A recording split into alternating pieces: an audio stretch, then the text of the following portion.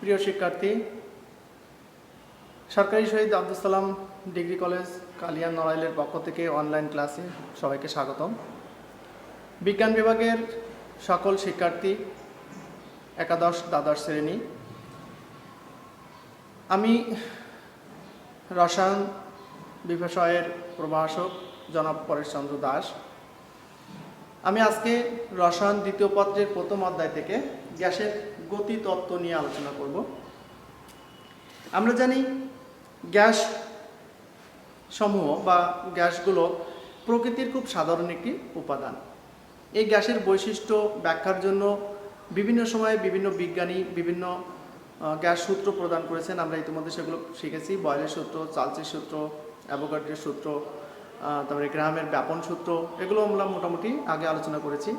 তো এই সূত্রগুলোর উপর ভিত্তি করে বিভিন্ন বিজ্ঞানী, যেমন বিজ্ঞানী নিউটন, বার্নৌলি, ক্লাসিয়াস, ম্যাক্সওয়েল, ওনারা বিজ্ঞানীর গ্যাসের গতি তত্ত্ব সম্পর্কে একটি ধারণা আমাদের দিয়েছেন, যেগুলোকে আমরা বলি গ্যাসের গতির মৌলিক স্বীকার্য বা গ্যাসের গতি তত্ত্বের মৌলিক স্বীকার্য। তো আজকে আমরা এই মৌলিক স্বীকার্যগুলো এবং গ্যাসের কিছু বৈশিষ্ট্য নিয়ে আলোচনা করব।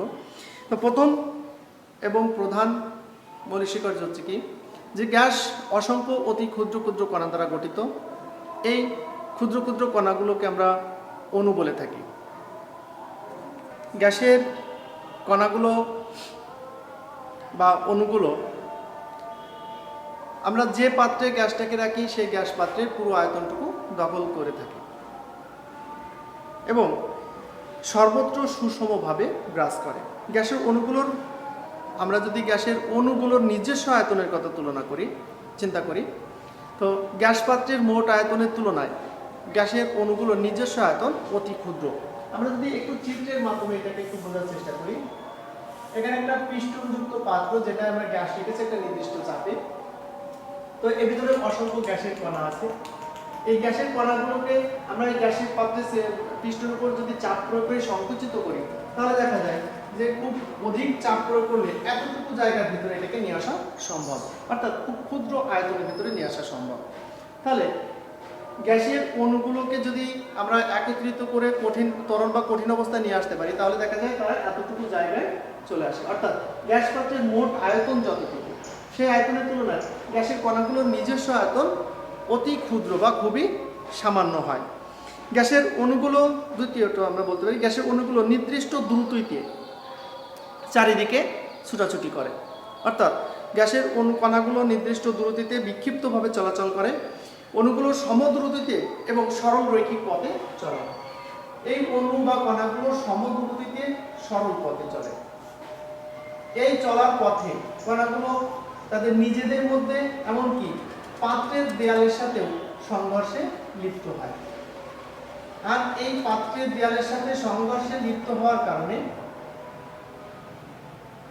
যখন এই পাত্রের দেয়ালের সাথে সংঘর্ষে লিপ্ত হয়, তখন সে পাত্রের দেয়ালের উপর বল প্রয়োগ করে। আমরা জানি একক ক্ষেত্রফলের উপর প্রযুক্ত বলটা হচ্ছে চাপ। তো গ্যাসের কণাগুলো যখন পাত্রের দেয়ালের গায়ে সংঘর্ষে লিপ্ত হবে দেয়ালের সাথে, তখন সেখানে নির্দিষ্ট পরিমাণ বল প্রয়োগ করবে এবং তার ফলে মূলত চাপের সৃষ্টি হয়, গ্যাসের চাপের সৃষ্টি হয়। গ্যাসের অণুগুলোর মধ্যে আমরা বলি যে গ্যাসের অণুগুলোর ভিতরে কোনো আকর্ষণ বা বিকর্ষণ বল নেই বললেই চলে। অর্থাৎ আকর্ষণ বল বা বিকর্ষণ বলের মান এত কম যে সেটাকে আমরা নেই ধরে নিই। অণুগুলো যখন মুক্তভাবে চলাফেরা করে, তখন একে অপরকে আকর্ষণ বা বিকর্ষণ করে না এবং এই আকর্ষণ বা বিকর্ষণ না করার কারণে তাদের গতিপথেরও তেমন কোনো পরিবর্তন হয় না। এরপরে দেখো, গ্যাসের কণাগুলো তাদের নিজেদের মধ্যে এবং পাত্রের দেয়ালের সাথে সংঘর্ষে লিপ্ত হওয়ার পরেও গ্যাসের গতিশক্তির কোনো পরিবর্তন হয় না। কারণ কি? কারণ হচ্ছে এদের যে সংঘর্ষ, এই প্রত্যেকটা সংঘর্ষই হচ্ছে স্থিতিস্থাপক। অর্থাৎ সংঘর্ষের ফলে তাদের গতিশক্তি বা গতির কোনো পরিবর্তন হয় না, শুধুমাত্র দিকের পরিবর্তন ঘটতে পারে। গ্যাসের অণুগুলোর গতিশক্তি কেমন হবে? গ্যাসের অণুগুলোর গতিশক্তি হচ্ছে mv²। অর্থাৎ গ্যাসের অণুগুলো যদি সবগুলো গ্যাসের গড় গতিশক্তি যদি আমরা নির্ণয় করি, তাহলে সেই গতিশক্তির গড় গতিশক্তিটা হবে 12 mv² এর সমান, যা পরম তাপমাত্রার সমানুপাতিক। অর্থাৎ গ্যাসের কেলভিন স্কেলের তাপমাত্রার সাথে এই হাফ এমভি স্কোয়ারটা হলো সমানুপাতিক। অর্থাৎ তাপমাত্রা যদি আমরা বৃদ্ধি করি তাহলে অণুগুলোর গতিশক্তি বৃদ্ধি পায়, আবার তাপমাত্রাকে যদি হ্রাস করি তাহলে অণুগুলোর গতিশক্তি হ্রাস পায়। গ্যাসের অণুগুলোর যে গতি, এই গতির উপরে অভিকর্ষ ত্বরণ জি এ, যেটাকে আমরা অভিকর্ষ বল বলি জি, তার কোনো প্রভাব কাজ করে না। অণুগুলোর মধ্যে শুধু ধাক্কার জন্য যে সময় ব্যয় হয়, অর্থাৎ একটা কণা আর একটা কণার সাথে যে ধাক্কা খায়, এই ধাক্কার জন্য যতটুকু সময় ব্যয় হয় সেটা এই গড় মুক্ত পথের তুলনায় ওইটুকু যেতে যে সময় লাগে তার তুলনায় অনেক কম। অর্থাৎ দুই ধাক্কার মধ্যবর্তী দূরত্বের গড় মান, তাহলে এখান থেকে একটা ধাক্কা, এখানে একটা ধাক্কা, এই যে অণুগুলো যে একটা অণু আরেকটা অণুর সাথে ধাক্কা খাচ্ছে, এই ধাক্কার মধ্যবর্তী সময়টাকে আমরা বলছি গড়, যে দূরত্ব অতিক্রম করছে, মধ্যবর্তী সময়ে যে দূরত্ব অতিক্রম করে সেটাকে আমরা বলছি গড় মুক্ত পথ। এই হচ্ছে মূলত গ্যাসের গতিতত্ত্বের মৌলিক স্বীকার্যসমূহ। তো গ্যাসের গতিতত্ত্বের মৌলিক স্বীকার্যসমূহকে ব্যবহার করে আমরা গ্যাসের গতিতত্ত্বের একটা সমীকরণ পেয়ে থাকি। গ্যাসের গতিতত্ত্বের সমীকরণ, যে সমীকরণকে আমরা প্রকাশ করি পিবি সমান সমান 1/3 mNc²। পিবি সমান সমান 1/3 mNc²। এখানে পি হচ্ছে গ্যাসের চাপ, ভি গ্যাসের আয়তন, এর হচ্ছে প্রত্যেকটি অণুর ভর, অর্থাৎ গ্যাসের অণুগুলো অণুর ভর, এন হচ্ছে মোট অণুর সংখ্যা এবং সি হচ্ছে বর্গমূল গড় বর্গবেগ। অর্থাৎ গ্যাসের কণাগুলো যে আমরা একটু আগে পড়েছিলাম স্বীকার্যের ভিতরে, যে অণুগুলো গতিশীল এবং তাদের গতির কারণে তারা কি হয়, গতি শক্তি অর্জন করে, সে এখানে হচ্ছে বর্গমূল গড় বর্গবেগ, অর্থাৎ বেগের বর্গে গড়ের বর্গমূল। তো অণুর গতিশক্তি সম্পর্কে আমরা জানি যে, আমরা জানি কোনো অণুর গতিশক্তি একটু আগে আমি পড়ছিলাম যে হাফ এম ভি স্কোয়ার। তো ভিটাকে যদি আমরা গড় গতিশক্তি অর্থাৎ বর্গমূল গড় বর্গবেগের মাধ্যমে বা গতির মাধ্যমে প্রকাশ করি তাহলে আসে হাফ এমসি স্কোয়ার। তাহলে হাফ এমসি স্কোয়ার সমান সমান কি হলো, আমরা বলতে পারি হাফ এমসি স্কোয়ার, এটা হচ্ছে গতিশক্তি।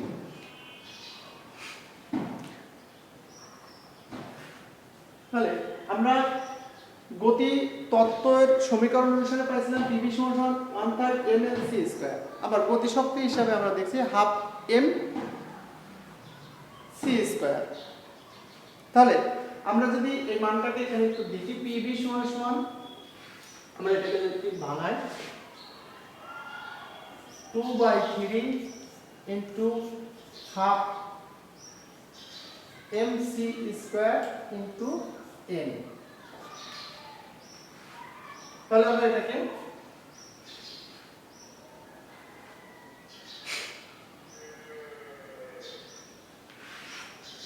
টু বাই থ্রি ইন্টু মোট গতিশক্তি। কারণ হাফ এমসি স্কয়ার হচ্ছে একটি অণুর গতিশক্তি। তাহলে গ্যাসের পাত্রে যদি n সংখ্যক অণু থাকে তাহলে n সংখ্যক অণুর মোট গতিশক্তি হবে কত, half MC square into n। এজন্য আমরা এই অংশটাকে বলতে পারি যে অণুগুলোর মোট গতিশক্তি। অর্থাৎ আমরা পিভি সমান সমান পেলাম যে পিভি সমান সমান 2/3 ইনটু মোট গতিশক্তি। মোট গতিশক্তি আমরা যদি এখানে এবং মোট গতিশক্তি সমান সমান, তাহলে আমরা যদি এটাকে গাণিতিকভাবে দেখাই 3/2 পিভি। অর্থাৎ কোনো পাত্রে, আবদ্ধ পাত্রে যদি গ্যাস রাখা হয় নির্দিষ্ট তাপমাত্রায়, তাহলে সেই নির্দিষ্ট তাপমাত্রায় গ্যাস অণুগুলোর মোট গতিশক্তি হবে 3/2 পিভি এর সমান। তাহলে এটা হচ্ছে 3/2 পিভি এর সমান। এখন যদি ওই পাত্রে 1 মোল গ্যাস থাকে, 1 মোল গ্যাসের ক্ষেত্রে তাহলে 1 মোল গ্যাসের ক্ষেত্রে মোট গতিশক্তি 1 মোল গ্যাসের ক্ষেত্রে মোট গতিশক্তি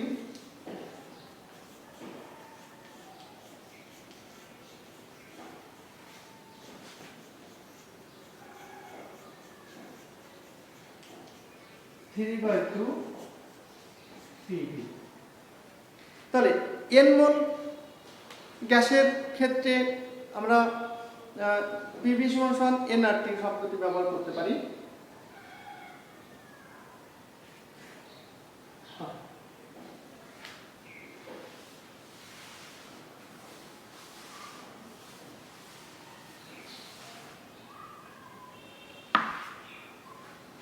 আমরা আদর্শ গ্যাস সমীকরণ অনুসারে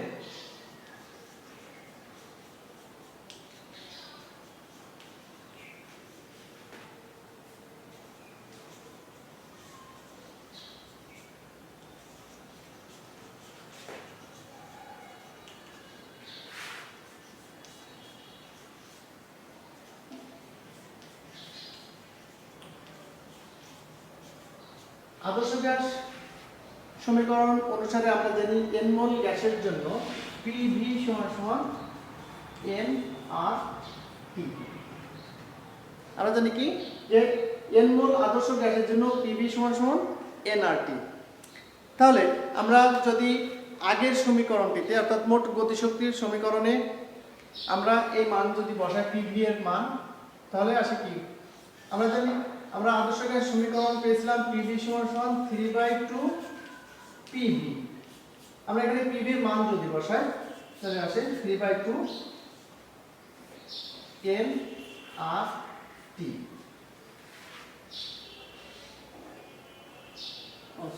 মোট গতিশক্তি।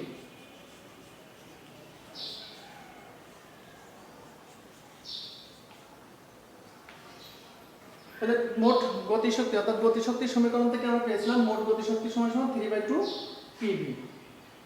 আমরা এখন আদর্শ গ্যাস সমীকরণ অনুসারে জানি PV সমান nRT। এই PV সমান nRT আমরা PV এর পরিবর্তে যদি বসাই তাহলে 3/2 nRT। এটা আসে আমাদের মোট গতিশক্তির সমীকরণ। তাহলে 1 মোল গ্যাসের জন্য তাহলে কি হবে? 1 মোল গ্যাসের জন্য 3/2 RT।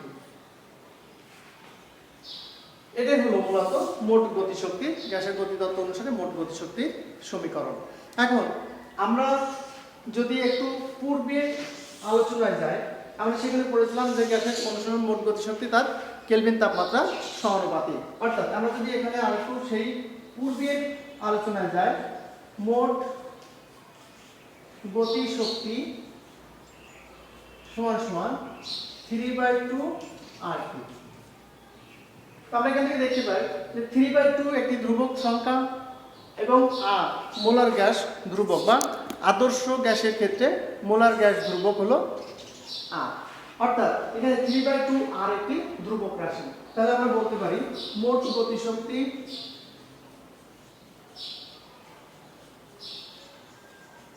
সমানুপাতিক T।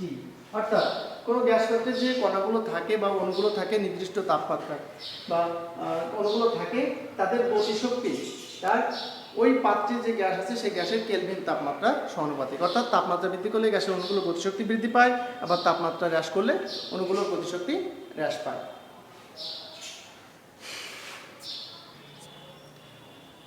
এখন আমরা জানব যে বর্গমূল গড় বর্গবেগ। বর্গমূল গড় বর্গবেগ অর্থাৎ আমরা যে সি সম্পর্কিত সি রাশিটা ব্যবহার করেছিলাম সেই সম্পর্কে আমরা একটু জানব। তো বর্গমূল গড় বর্গবেগ বলতে আমরা কি বুঝি? কোনো গ্যাসের অনুসময়ের গতিবেগের বর্গের গড় মান গ্রহণ করে তাকে যদি বর্গমূল করা হয় তাহলে যে বেগ পাওয়া যায় সেটা হচ্ছে বর্গমূল গড় বর্গবেগ। অর্থাৎ সি সমান C1 square plus C2 square plus C3 square মান হচ্ছে n।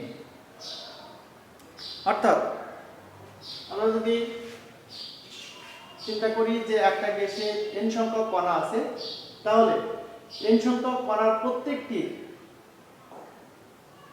বেগ যদি আমরা বেগের বর্গ নির্ণয় করি, অর্থাৎ C1 C2 C3 প্রত্যেকটি কণার যদি আলাদা আলাদা বেগের বর্গ নির্ণয় করে তার গড় নির্ণয় করি এবং সেটাকেই যদি বর্গমূল করি তাহলে যে মানটা পাবো সেটা হচ্ছে ওই গ্যাসের কণাগুলোর বর্গমূল গড় বর্গবেগ, অর্থাৎ বেগের বর্গের গড়ের বর্গমূল, সেটাকে আমরা বলছি বর্গমূল গড় বর্গবেগ। তো আবার গ্যাসের গতির সমীকরণ হতে আমরা জানি কোনো গ্যাসের অণুর আরএমএস বেগ বা গড় বেগ সমান √3RT ভাগ হলো m। এখানে m হচ্ছে গ্যাসের আণবিক ভর। এটা সমান আমরা লিখতে পারি, আমরা জানি 1 মোল গ্যাসের জন্য PV সমান RT, তাহলে আমরা এখানে বলতে পারি 3PV ভাগ হলো m। আবার V/m অর্থাৎ একক আয়তনের ভর, সেটাকে আমরা বলি ঘনত্ব বা d, তাহলে আমরা বলতে পারি V/m, এটাকে আমরা d বলতে পারি, তাহলে আমরা এটাকে লিখতে পারি 3p হলো d। অর্থাৎ বর্গমূল গড় বর্গবেগের আমরা তিনটা সম্পর্ক পেলাম। একটা হচ্ছে c সমান প্রত্যেকটির অণুর বেগের বর্গের গড় নির্ণয় করে তার বর্গমূল নির্ণয়। আর আমরা গতীয় সমীকরণ থেকে আমরা এর আগে যখন পড়ছিলাম গতীয় সমীকরণ তখন পেয়েছিলাম c সমান √3RT/m। সেখান থেকে আমরা এই সম্পর্কগুলো নতুন নতুন কিছু সম্পর্ক আমরা পেয়েছি। এখন আমরা দেখি যে আমরা প্রয়োগ করে দেখি এই সূত্র, আমরা যে সূত্র শিখলাম তার প্রয়োগ। যেমন আমরা একটা অঙ্ক এখন দেখবো যে 25 ডিগ্রি সেলসিয়াস তাপমাত্রায় নাইট্রোজেনের আরএমএস বেগ কত। 25 ডিগ্রি সেলসিয়াস তাপমাত্রায়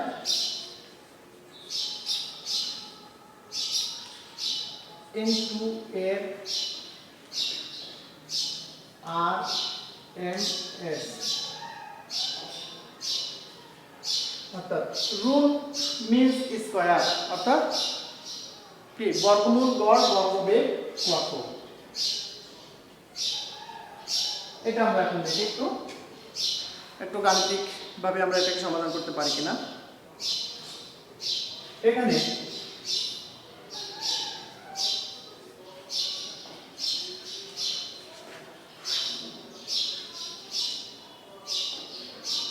গ্যাসের মোলার ভর বা আণবিক ভর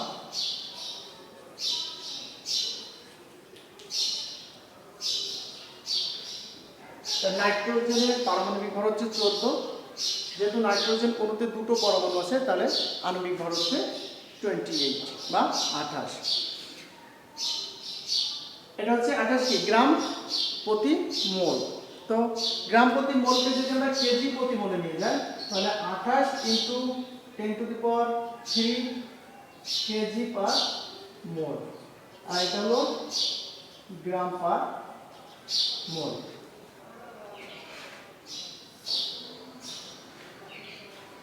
তাপমাত্রা T সমান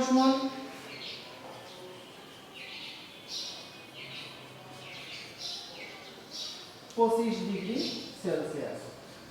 আমরা যদি আমাদের গতিতত্ত্বের সূত্র আমাদের সেখানে সম্পর্কটা হচ্ছে কেলভিন তাপমাত্রার সাথে, অর্থাৎ কেলভিন স্কেলের তাপমাত্রার সাথে।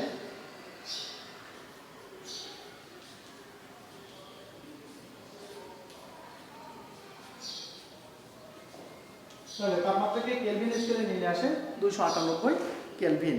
আমরা জানি মোলার গ্যাস ধ্রুবক R সমান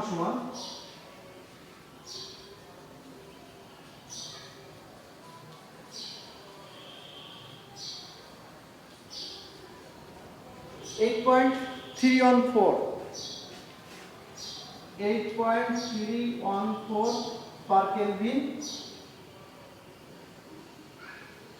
পার মোল, পার কেলভিন পার মোল।